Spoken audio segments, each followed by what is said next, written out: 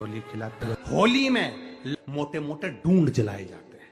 ढूंढा की राख तैयार होती है, उसका कालापन जो तैयार होता है उसको उठाकर ले आए और कपड़े में उसको छान कर राख तैयार कर कर 3-4 बार छानने के बाद उस भस्म को 12 बजे से 1 बजे के बीच में शिव जी को समर्पित कर देता है और उस भस्म को उठाकर उसमें घी मिलाकर मस्तक पर तिलक लगाकर चले जाता है। वो जिंदगी में कभी हार नहीं सकता, विजय ही पाकर आता है, उसकी कभी हार नहीं हो सकता।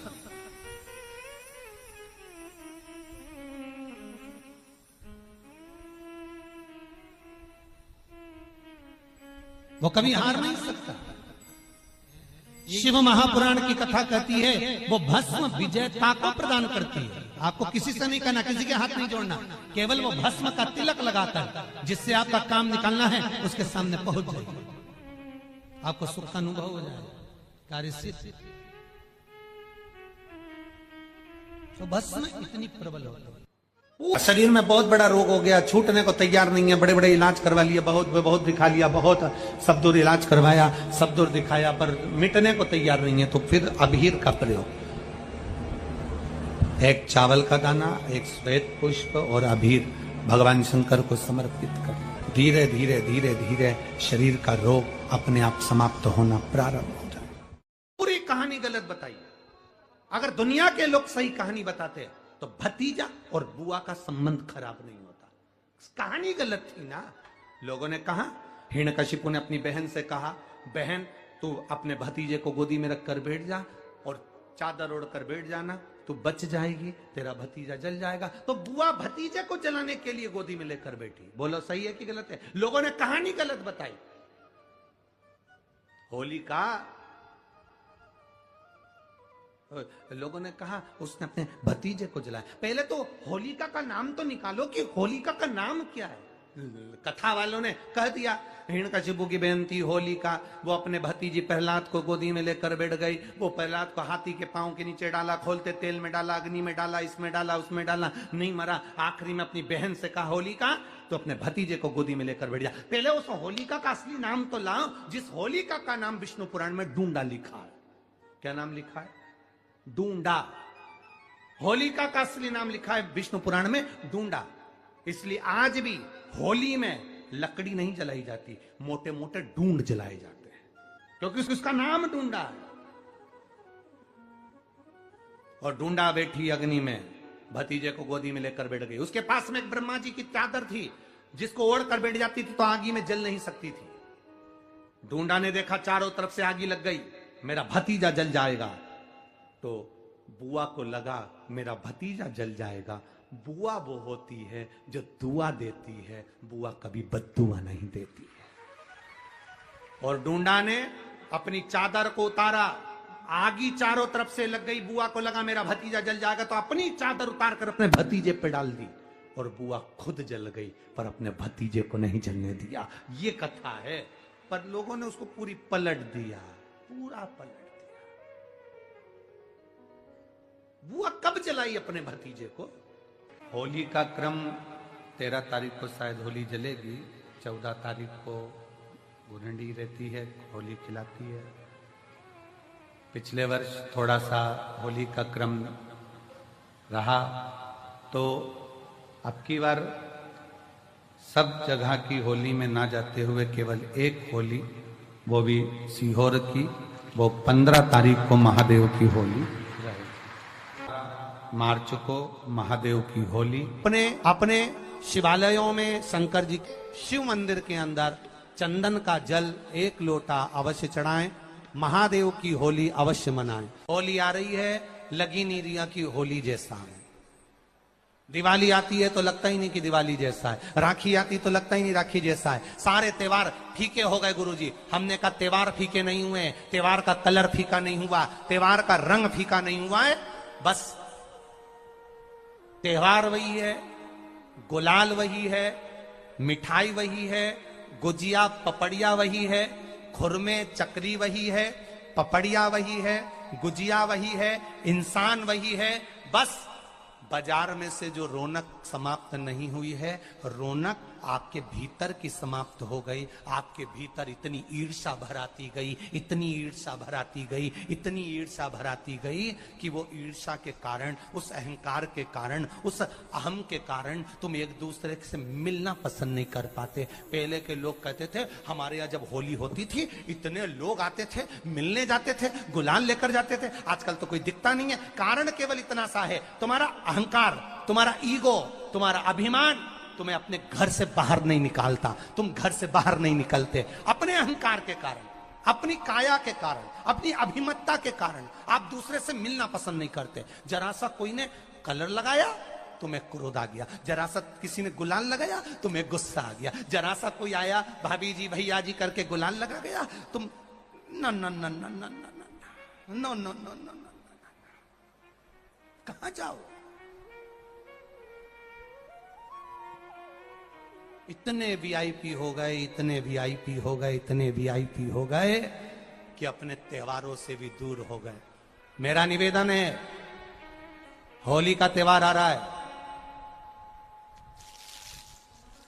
उस फागुन के त्योहार में मेरा देवाधिदेव महादेव माता पार्वती के साथ होली खेलता है, मेरा कृष्ण कन्हैया राधा रानी के साथ होली खेलता है। आप भी अपने इष्ट मित्रों के साथ होली खेलिए और दिल से खेलिए। अरे सीहोर में, सीहोर जिले में एक होली होती थी, उस होली का नाम हमने पिछली बार बदल दिया था। कौन सी होली कर दी थी? महादेव की होली। होली पिछली बार हमारे सीहोर जिले में हमेशा होती आई थी वो होली, थोड़ा उसका नाम हमने चेंज कर दिया था तो उसको महादेव की होली कर दिया था। मेरे सीहोर जिले के रहने वाले सभी रहवासियों से, जिले भर के निवासियों से निवेदन करना चाहूंगा, वो पुरानी होली को बंद कर महादेव की होली नाम दिया गया है। शिव मंदिर में जाना है, चंदन का जल शिव जी को 1 लोटा चढ़ाना। एक बात अपनी जिंदगी में उतार कर रखो, शंकर भगवान को घी का दिया भी लगाओ तो तुम्हारे घर में जो असली घी हो, थोड़ा सा भले 1 पत्ती लगाओ, भले इतनी सी बत्ती जलाओ, पर असली घी की जलाओ। शिव जी को अगर चंदन भी लगा रहे हो तो असली लगाओ। शंकर भगवान को चावल भी चढ़ा रहे हो तो असली चढ़ाओ। शंकर भगवान को अगर अष्टगंध भी चढ़ा रहे हो तो असली चढ़ाओ। केमिकल का कोई चीज मेरे महादेव को मत चढ़ाओ जिससे भगवान शिव की मूर्ति नष्ट हो। ऐसी कोई चीज मेरे महादेव को ना चढ़ाओ। अगर शंकर भगवान के साथ आप होली खेल रहे हो तो चंदन का पानी शंकर भगवान को चढ़ाइए, अष्टगंध का जल भगवान शिव को चढ़ाइए। तो करो तैयारी, आ रहा है त्रिपुंड धारी महादेव की होली। बड़े आनंद के साथ मेरा निवेदन, अपने शिवालयों में, शंकर जी के मंदिरों में, सीहोर जिले के प्रत्येक शिव मंदिर के अंदर चंदन का जल 1 लोटा अवश्य चढ़ाएं, महादेव की होली अवश्य मनाएं। और भाव के साथ 5 मंदिर हम भी जाएंगे, कोई जुलूस नहीं, कोई क्रम नहीं, बस बाबा को आराम से जल चढ़ाना ही एक नियम है और बाबा को जल चढ़ाएंगे। आप सब बड़े आनंद के साथ महादेव की होली का स्मरण करिए। महादेव की होली के दिन बेलपत्री की जड़ के नीचे जाकर प्रयास करा करो कि लाल चंदन का जल, लाल चंदन को घिसकर कलश में उस चंदन को डालकर जल भरकर उसको बेलपत्री की जड़ के नीचे सींचन करने का प्रयास करा करो। है कि धीरे धीरे कर कर वो दुख समाप्त होगा, वो दुख कटेगा ही। एक बहुत ध्यान देने वाली बात है कि अगर मान लो कि कहीं पैसा अटक गया है, नहीं आ रहा है, बहुत अथक प्रयास कर लिया, चंदन का जो जल होता है ये व्यक्ति के जीवन में जो धन कहीं रुक गया, अटक गया, नहीं दे रहा, बेलपत्री के वृक्ष के नीचे, जड़ के नीचे सींचन करने से वो प्राप्त होता है। अथर्ववेद में वर्णन किया गया कि पीपल के वृक्ष की जो जड़ होती है, बेलपत्री के वृक्ष की जो जड़ होती है और आंवले के वृक्ष की जो जड़ होती है, इसके नीचे स्वर्ग का निवास होता है। किसका निवास है? स्वर्ग का निवास। जहां पर ये वृक्ष होता है और उस वृक्ष के नीचे बैठकर हम जब किस जल का सींचन कर रहे हैं। जैसे अभी आपको कहा था कि जल में अगर लाल चंदन मिला हो और आप बेलपत्री के जड़ में सींचन कर रहे हैं तो लक्ष्मी की आवक बढ़ेगी। कहीं पैसा अपना अटक गया, नहीं आ रहा, आएगा। पीपल की जड़ में इत्र का जल, पीपल की जो जड़ होती है उसमें इत्र का पानी, थोड़ा सा जल उसमें थोड़ा सा इत्र का भाग हो महाराज, और आप भगवान पीपल देव पिपलेश्वर महादेव का स्मरण कर कर पीपल की जड़ में अगर जल चढ़ा रहे हैं, और मान लो शरीर में कोई कष्ट हो गया है, शरीर में कोई रोग हो गया है, कोई मालूम पड़े ये हाथ 4 दिन से दुख रहा है, या 4 दिन से ये नस दब गई है, या ये कमर दब रही है, तो आप 2-4 दिन कर देखो। कलश के अंदर जल, जल में इत्र का थोड़ा सा भाग, पीपल की जड़ के नीचे आप उसका सींचन करिए पिपलेश्वर महादेव के नाम से। उस जल को थोड़ा सा भाग लेकर आ जाओ उसी में से जो चढ़ाया है, और उस स्थान पर जहां कष्ट है उसको लगाना प्रारंभ करिए। 2 दिन 3 दिन कर देखो। प्रैक्टिकल करने में क्या जाता है, सीवर वाला महाराज झूठ बोल रहा हो तो। कभी कभी अगर ऐसा लगे जीवन में कि दुख बहुत ज्यादा आ गया है, बहुत तकलीफ आ गई है, तो लाल चंदन को घिसकर उस लाल चंदन का लेपन भगवान शंकर पर कर कर फिर पानी चढ़ाओ। अगर कोई संकट भारी है और निकट रहा, जैसे किसी नारी का गर्भ नहीं ठहर रहा, 15 साल हो गए, 20 साल हो गए, 25 साल, जैसे इसने लिखा एक माता ने कि 18 साल की बेटी हो गई थी पर संतान में पुत्र नहीं, तो उसने भाव से कथा सुनी। ऐसे आपके भीतर अगर 20 साल हो गए, 25 साल हो गए, 30 साल हो गए, संतान का सुख ही नहीं है, लाल चंदन का लेपन बाबा भोलेनाथ पर करना प्रारंभ करो। पीठिका पर लाल चंदन का लेपन करना प्रारंभ करो। लाल चंदन से बाबा का श्रृंगार करना प्रारंभ करो। एक बेलपत्री पर लाल चंदन, दोनों पत्ती नीचे वाली, जो नीचे की जो 2 पत्ती होती है इस पे लाल चंदन, और बीच वाली पत्ती पर पीला चंदन लगाकर बाबा के शिवलिंग को समर्पित करिए।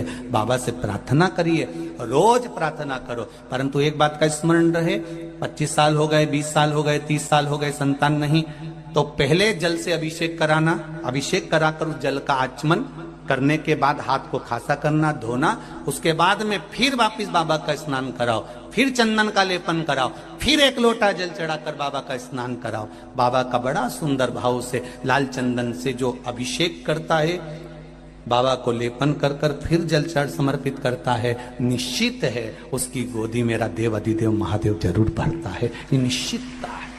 हम तो बेटियों से भी कहते हैं जिसका विवाह नहीं हो रहा हो, 25 साल, 30 साल, 27 साल, 28 साल, 32 साल, 40 साल हो गए हो, नहीं हो रहा हो बेटा बेटी का विवाह, उसे लाल चंदन का प्रयोग अशोक सुंदरी वाली जगह पर 7 बिंदी लाल चंदन की लगाकर 7 बेलपत्र 7 बिंदी पर रखिए, और महाराज अपनी कामना कर कर भगवान से आइए। बाबा देगा, करेगा, 3-4 महीने में विवाह पक्का करेगा। ये लाल चंदन की महत्वता है, शुद्ध तत्व। रोग बढ़ गया, बेलपत्री के वृक्ष के नीचे दीप लगाना प्रारंभ करो। बाबा से विनती कर कर घी का दिया लगाइए बेलपत्र वृक्ष के नीचे, बाबा से निवेदन करिए, रोग निवारण होगा। कि एक बार पांडवों ने अश्वमेध, एक बार आवर्त महोत्सव रखा और एक यज्ञ रखा। उस यज्ञ का नियम था, पहले जो यज्ञ होते थे उन यज्ञ का नियम था, यज्ञ में घंटा लगता था। वो यज्ञ की जैसी पूर्णाहुति होती थी तो यज्ञ का घंटा अपने आप बज जाता था, अपने आप बजता था, उसे बजाता कोई नहीं था, अपने आप बजता। आज यज्ञ का घंटा नहीं बजा तो युधिष्ठिर ने पंडितों से पूछा, ब्राह्मणों आपने यज्ञ करवाया पर ये यज्ञ का घंटा नहीं बजा। ब्राह्मणों ने कहा हमने तो यज्ञ अच्छा करवाया पर घंटा क्यों नहीं बजा, समझ में नहीं आया। तब इतने में ब्राह्मणों में से एक ब्राह्मण यज्ञाचार्य ने कहा, मुझे लगता है यज्ञ 2 तरह का होता है, एक यज्ञ जो अग्नि में सांकल्य दी जाती है तो अग्नि देवता प्रसन्न होते हैं, और दूसरा यज्ञ वो कि भंडारा किया जाए और लोगों के मुंह में भोजन दिया जाए, वो यज्ञ भी प्रबल होता है। महाराज हमको लगता है यहाँ दोनों यज्ञ हुए, एक यज्ञ आहुतियों का, एक यज्ञ भंडारे का। मुझे लगता है भंडारे में कोई भूखा रह गया है, कोई भूखा है। अब वो भूखे व्यक्ति को ढूंढो। पांडव गए और पांडव जाकर जरा पता करो कि भूखा कौन है अपने नगर में, यज्ञ का घंटा बजेगा। जाकर देखा तो एक कुटिया में एक संत बैठे हुए थे। बाबा आपने भोजन किया है? नहीं। आपने भोजन नहीं किया? नहीं। क्यों नहीं किया? मैं काय को भोजन करूं, भंडारा हो रहा, चलो भोजन करो। नहीं नहीं मैं नहीं करता। भंडारे में भोजन नहीं करोगे? नहीं। क्यों नहीं करोगे? मैं उसके घर में भोजन करता हूं जो मेरे को 108 अश्वमेध यज्ञ का पुण्य देता है। पांडव मेरे को 108 अश्वमेध यज्ञ का पुण्य दे दे, मैं उनके यहाँ भोजन कर लूंगा।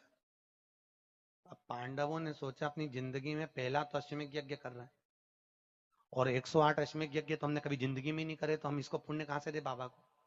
पांडव चले गए।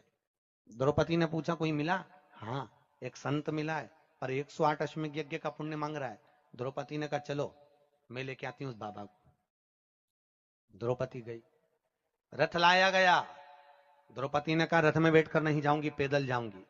चप्पल लाई, द्रौपदी ने कहा नग्न पैर से जाऊंगी।